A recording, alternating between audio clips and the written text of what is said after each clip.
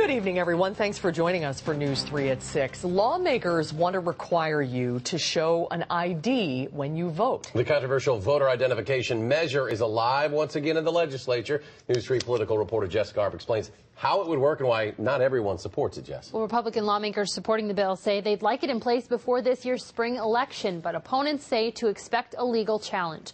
The bill would require voters to show Wisconsin photo ID at polls before being given a ballot. If you can't afford an ID, you could get one for free. Supporters of the bill are calling for an increase in the number of DMV stations to help make sure people have access to get IDs, but that could cost a substantial amount. Others say the bill simply disenfranchises voters.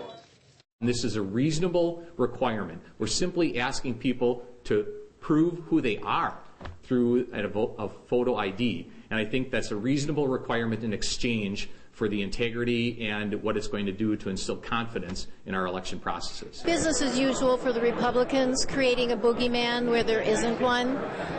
If you noted, they didn't really mention specific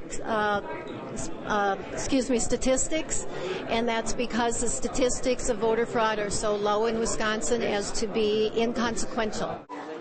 For the many out-of-state students who reside in Madison during election periods, they'd have to either vote absentee from their home state or get a new Wisconsin photo ID to be allowed to vote here. Lawmakers said today they do hope the bill could be in place by the spring elections, but opponents, including one liberal interest group, says they will legally challenge the issue as to whether this would be even constitutional. Jessica Arp reporting tonight. Jess, thanks.